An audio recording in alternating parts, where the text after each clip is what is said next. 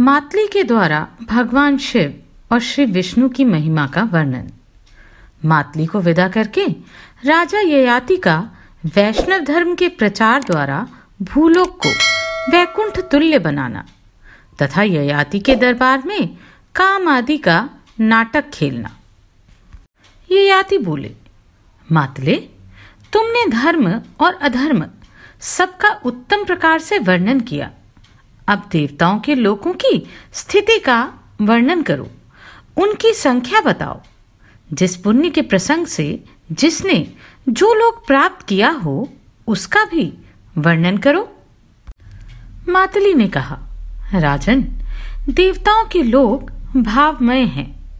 भावों के अनेक रूप दिखाई देते हैं, अतः भावात्मक जगत की संख्या करोड़ों तक पहुंच जाती है। परंतु पुण्य आत्माओं के लिए उनमें से 28 लोक ही प्राप्य हैं, जो एक दूसरे के ऊपर स्थित और अत्यंत विशाल हैं। जो लोग भगवान शंकर को नमस्कार करते हैं उन्हें शिवलोक का विमान प्राप्त होता है। जो प्रसंगवश भी शिव का स्मरण या नाम कीर्तन अथवा उन्हें नमस्कार करते हैं उसे अनुपम सुख की प्राप्ति होती है। फिर जो निरंतर उनके भजन में ही लगे रहते हैं उनके विषय में तो कहना ही क्या। जो ध्यान के द्वारा भगवान श्री विष्णु का चिंतन करते हैं और सदा उन्हीं में मन लगाए रहते हैं, वे उन्हीं के परम पद को प्राप्त होते हैं। नरश्रेष्ठ श्री शिव और भगवान श्री विष्णु के लोक एक से ही हैं। उन दोनों में कोई अंतर नहीं है, क्योंकि उन दोनों महात्माओं श्री शिव तथा श्री विष्णु का स्वरूप भी एक ही है। श्री विष्णु रूपधारी शिव और श्री शिव रूपधारी विष्णु को नमस्कार है। श्री शिव के हृदय में विष्णु और श्री विष्णु के हृदय में भगवान शिव विराजमान हैं। ब्रह्मा, विष्णु और शिव ये तीनों देवता एक रूप ही हैं। इन तीनों के स्वरूप में कोई अंतर नहीं है, केवल गुणों का भेद बतलाया गया है। राजेंद्र, आप श्री शिव के भक्त तथा भगवान विष्णु के अनुरागी हैं, अतः आप पर ब्रह्मा, विष्णु और शिव तीनों देवता प्रसन्न हैं। मानद, मैं इंद्र की आज्ञा से इस समय आपके पास आया हूं, अतः पहले इंद्रलोक में चलिए, उसके बाद क्रमशः ब्रह्मलोक, शिवलोक और विष्णुलोक को जाइए। वे लोक दाह और प्रलय से रहित हैं। पिपल ने पूछा, ब्राह्मण, मातली की बात सुनकर नहुषपुत्र राजा ययाति ने क्या किया? इसका विस्तार के साथ वर्णन कीजिए। सुकर्मा बोले, विप्रवर, सुनिए। उस समय संपूर्ण धर्मात्माओं में श्रेष्ठ नृपवर ययाति ने मातली से इस प्रकार कहा, देवदूत, तुमने स्वर्ग का सारा गुण अवगुण मुझे पहले ही बता दिया, अतः अब मैं शरीर छोड़कर स्वर्गलोक में नहीं जाऊंगा। देवादिदेव इंद्र से तुम यही जाकर कह देना, भगवान ऋषिकेश के नामों का उच्चारण ही सर्वोत्तम धर्म है। मैं प्रतिदिन इसी रसायन का सेवन करता हूं। इससे मेरे रोग, दोष और पाप आदि नष्ट हो गए हैं। संसार में श्री कृष्ण का नाम सबसे बड़ी औषध है। इसके रहते हुए मनुष्य पाप और व्याधियों से पीड़ित होकर मृत्यु को प्राप्त हो रहे हैं। ये कितने आश्चर्य की बात है। लोग कितने बड़े मूर्ख हैं कि श्री कृष्ण नाम का रसायन नहीं पीते। भगवान की पूजा, ध्यान, नियम, सत्य भाषण तथा दान से शरीर की शुद्धि होती है। इससे रोग और दोष नष्ट हो जाते हैं। तदनंतर भगवान के प्रसाद से मनुष्य शुद्ध हो जाता है। इसलिए मैं अब स्वर्गलोक को नहीं चलूंगा। अपने तप से, भाव से और धर्माचरण के द्वारा भगवत कृपा से इस पृथ्वी को ही स्वर्ग बनाऊंगा। यह जानकर तुम यहां से जाओ और सारी बातें इंद्र से कह सुनाओ। राजा ययाति की यह बात सुनकर मातली चले गए। उन्होंने इंद्र से सब बातें निवेदन की। उन्हें सुनकर इंद्र पुनः राजा को स्वर्ग में लाने के विषय में विचार करने लगे। पिपल ने पूछा, ब्राह्मण, इंद्र की दूत महाभाग मातली के चले जाने पर धर्मात्मा ययाति ने कौन सा कार्य किया? सुकर्मा बोले, विप्रवर, देवराज के दूत मातली जब चले गए तब राजा ययाति ने मन ही मन कुछ विचार किया और तुरंत ही प्रधान प्रधान दूतों को बुलाकर उन्हें धर्म और अर्थ से युक्त उत्तम उपदेश दिया। दूतों, तुम लोग मेरी आज्ञा मानकर अपने और दूसरे देशों में जाओ। तुम्हारे मुख से वहां के सब लोग मेरी धर्मयुक्त बात सुने और सुनकर उसका पालन करें। जगत के मनुष्य परम पवित्र और अमृत के समान सुखदायी भगवत संबंधी भावों द्वारा उत्तम मार्ग का आश्रय ले, सदा तत्पर होकर शुभ कर्मों का अनुष्ठान, भगवत तत्व का ज्ञान, भगवान का ध्यान और तपस्या करें। सब लोग विषयों का परित्याग करके यज्ञ और दान के द्वारा एकमात्र मधुसूदन का पूजन करें। सर्वत्र सूखे और गीले में, आकाश और पृथ्वी पर तथा चराचर प्राणियों में केवल श्री हरि का दर्शन करें। जो मानव लोभ या मोहवश लोक में मेरी इस आज्ञा का पालन नहीं करेगा, उसे निश्चय ही कठोर दंड दिया जाएगा। मेरी दृष्टि में वह चोर की भांति निकृष्ट समझा जाएगा। राजा के ये वचन सुनकर दूतों का हृदय प्रसन्न हो गया। वे समूची पृथ्वी पर घूम घूम कर समस्त प्रजा को महाराज का आदेश सुनाने लगे। ब्राह्मण आदि चारों वर्णों के मनुष्य राजा ययाति ने संसार में परम पवित्र अमृत ला दिया है। आप सब लोग उसका पान करें। उस अमृत का नाम है पुण्यमय वैष्णव धर्म। वह सब दोषों से रहित और उत्तम परिणाम का जनक है। भगवान केशव सबका कलेश हरने वाले सर्वश्रेष्ठ आनंद स्वरूप और परमार्थ तत्व हैं। उनका नाममय अमृत सब दोषों को दूर करने वाला है। महाराज ययाति ने उस अमृत को यही सुलभ कर दिया है। संसार के लोग इच्छानुसार उसका पान करें। भगवान विष्णु की नाभि से कमल प्रकट हुआ है। उनके नेत्र कमल के समान सुंदर हैं। वे जगत के आधारभूत और महेश्वर हैं। पापों का नाश करके आनंद प्रदान करते हैं। दानव और दैत्यों का संहार करने वाले हैं। यज्ञ उनके अंग स्वरूप हैं। उनके हाथ में सुदर्शन चक्र शोभा पाता है। वे पुण्य की निधि और सुख स्वरूप हैं। उनके स्वरूप का कहीं अंत नहीं है। संपूर्ण विश्व उनके हृदय में निवास करता है। वे निर्मल, सबको आराम देने वाले, राम नाम से विख्यात, सब में रमण करने वाले, मूढ़ दैत्य के शत्रु, आदित्य स्वरूप अंधकार के नाशक, मलरूप कमलों के लिए चांदनी रूप, लक्ष्मी के निवास स्थान सगुण और देवेश्वर हैं। उनका नाम अमृत सब दोषों को दूर करने वाला है। राजा ययाति ने उसे यहीं सुलभ कर दिया है। सब लोग उसका पान करें। यह नामामृत स्रोत दोषहारी और उत्तम पुण्यों का जनक है। लक्ष्मीपति भगवान विष्णु में भक्ति रखने वाला जो महात्मा पुरुष प्रतिदिन प्रातः काल नियम पूर्वक इसका पाठ करता है, वह मुक्त हो जाता है। सुकर्मा कहते हैं, राजा ययाति के दूत संपूर्ण देशों, द्वीपों, नगरों और गांवों में कहते फिरते थे, लोगों, महाराज की आज्ञा सुनो। तुम लोग पूरा जोर लगाकर सर्वतोभावेन भगवान विष्णु की पूजा करो। दान, यज्ञ, शुभ कर्म, धर्म और पूजन आदि के द्वारा भगवान मधुसूदन की आराधना करते हुए मन की संपूर्ण वृत्तियों से उन्हीं का ध्यान चिंतन करो। इस प्रकार राजा के उत्तम आदेश का जो शुभ पुण्य उत्पन्न करने वाला था, भूतल निवासी सब लोगों ने श्रवण किया। उसी समय से संपूर्ण मनुष्य एकमात्र भगवान मुरारी का ध्यान, गुणगान, जप और तप करने लगे। वेदोक्त सूक्तों और मंत्रों द्वारा जो कानों को पवित्र करने वाला तथा अमृत के समान मधुर थे, श्री केशव का यजन करने लगे। यह स्तोत्र इस प्रकार है। श्री केशवम कलेशहरम वरण्यमानंद रूपम परमार्थमेव नामामृतम दोषहरम तु राज्ञा आनीतम त्रैव पिबन्तु लोका।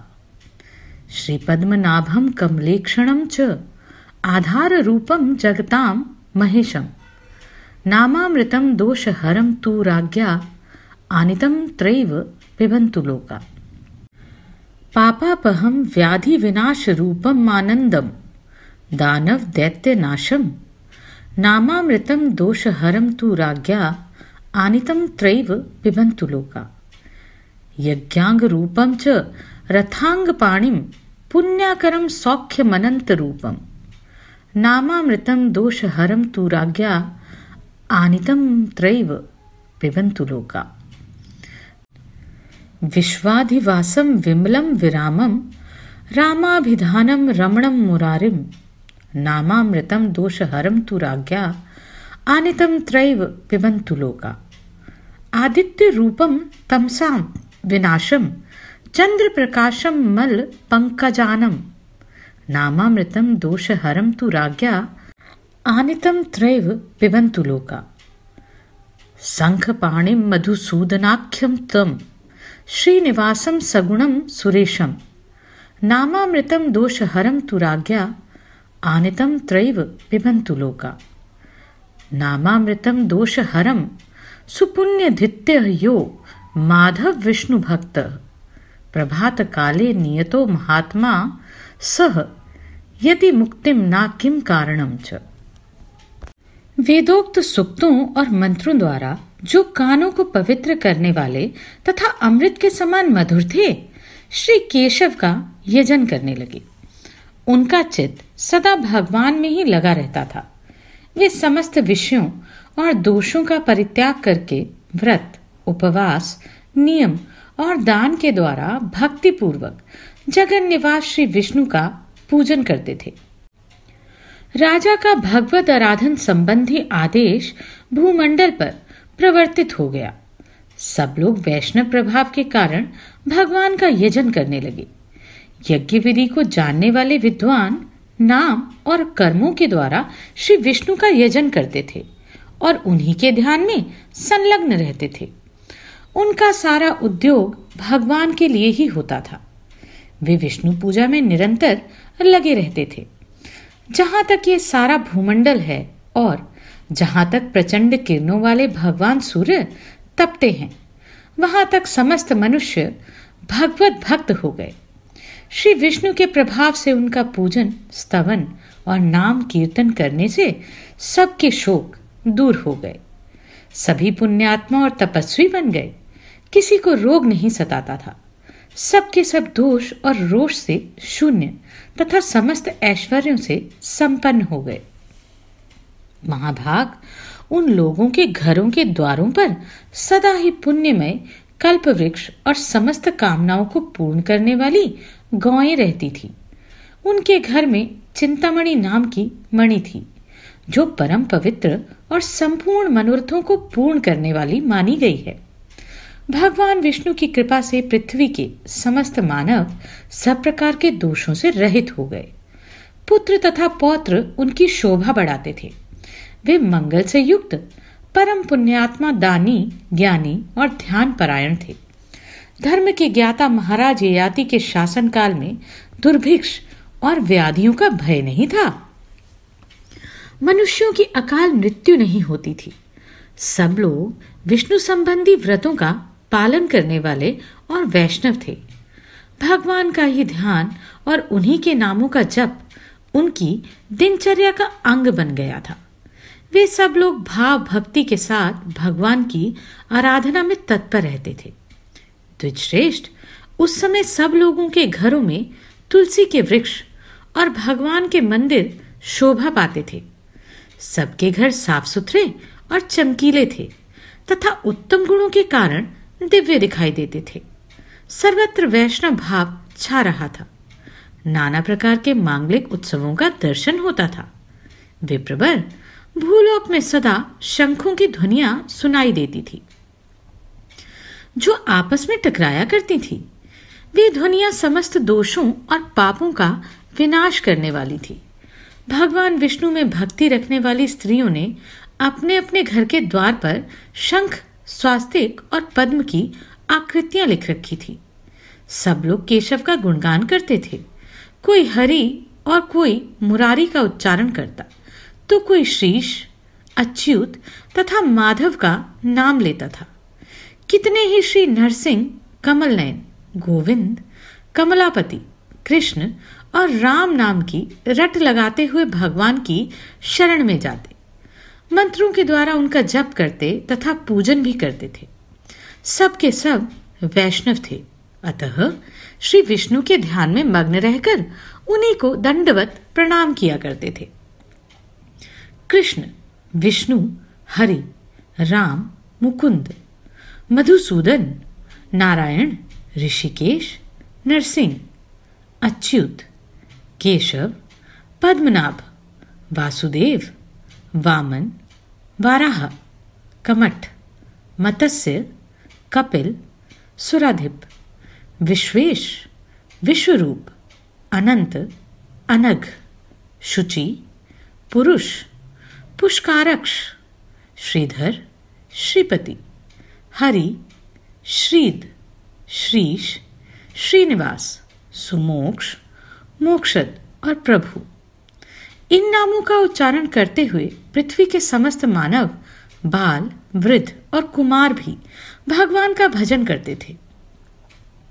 घर के काम धंधों में लगी हुई स्त्रियां सदा भगवान श्री हरि को प्रणाम करती और बैठते, सोते, चलते, ध्यान लगाते तथा ज्ञान प्राप्त करते समय श्री लक्ष्मीपति का स्मरण करती रहती थी। खेल कूद में लगे हुए बालक गोविंद को मस्तक झुकाते और दिन रात मधुर हरि नाम का कीर्तन करते रहते थे। तुझश्रेष्ठ सर्वत्र भगवान विष्णु के नाम की ही ध्वनि सुनाई पड़ती थी। भूतल के समस्त मानव वैष्णवोचित भाव से रहा करते थे। महलों और देव मंदिरों के कलशों पर सूर्यमंडल के समान चक्र शोभा पाते थे। पृथ्वी पर सर्वत्र श्री कृष्ण का भाव दृष्टिगोचर होता था। यह भूतल विष्णु लोक की समानता को पहुंच गया था। बैकुंठ में वैष्णव लोग जैसे विष्णु का उच्चारण करते हैं, उसी प्रकार इस पृथ्वी पर मनुष्य कृष्ण नाम का कीर्तन करते थे। भूतल और वैकुंठ दोनों लोकों का एक ही भाव दिखाई देता था। वृद्धावस्था और रोग का भय नहीं था, क्योंकि मनुष्य अजर अमर हो गए थे। भूलोक में दान और भोग का अधिक प्रभाव दृष्टिगोचर होता था। प्राय सब मनुष्य द्विजमात्र वेदों के विद्वान और ज्ञान ध्यान परायण थे। सब यज्ञ और दान लगे रहते थे। सब में दया का भाव था। सभी परोपकारी, शुभ विचार संपन्न और धर्मनिष्ठ थे। महाराज ययाति के उपदेश से भूमंडल के समस्त मानव वैष्णव हो गए थे।